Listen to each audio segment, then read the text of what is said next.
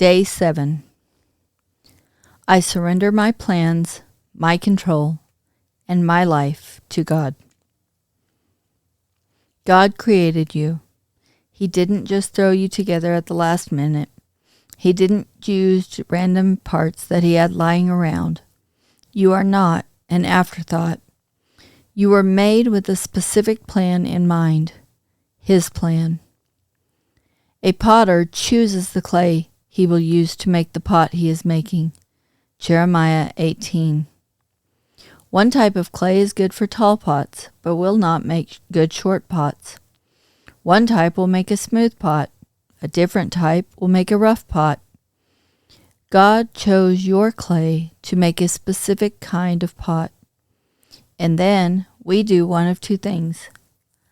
Either we complain that we weren't made like that pot over there, or we do whatever we want with what God has made. Neither one works. The truth is that God put specific talents in you. He gave you those talents for a reason, his reason. Some of us downgrade our talents because they don't fit with what the world values, or we frantically use our talents for our own benefit. These will never work. The trick to a victorious, holy, successful life is to do what the boy with the loaves and fishes did. Give what we got back to Jesus.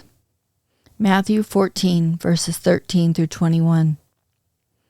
If you notice, that was the extent of what the little boy did. He didn't take classes on how to feed a multitude. He didn't go to the library and check out all the books on having baskets of bread left over. He simply gave what was his to Jesus, humbly and trusting.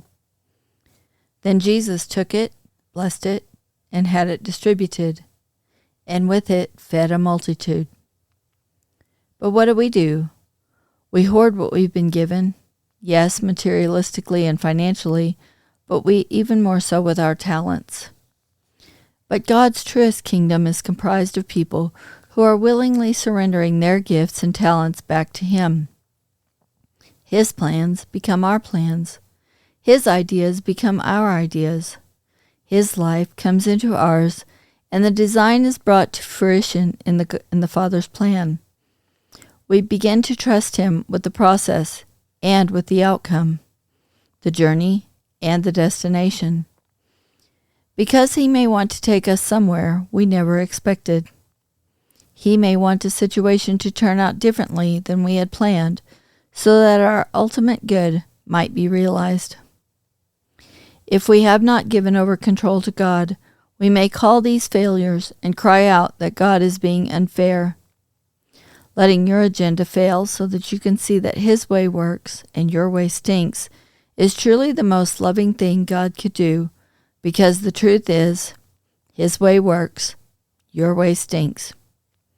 If you don't believe me, read the Our Father carefully in Matthew chapter 6, verses 9 through 14. Our prayer for the day.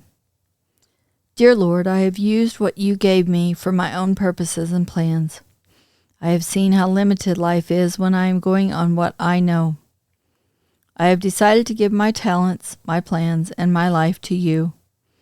I hold them up to you. Take them to use as you will. I want what you want. I trust that you will lead me to my ultimate good. Show me what you want as I take the steps you are asking me to take, and help me to remember to let you work out your will in the process and in the outcome. Amen. Now take a moment to listen for God to speak into your life.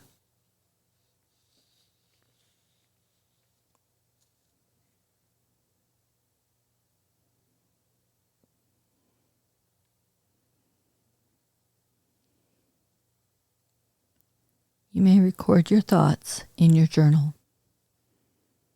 This has been the 912 Project, written by Staci Stallings, narrated by Staci Stallings. Copyright 2009.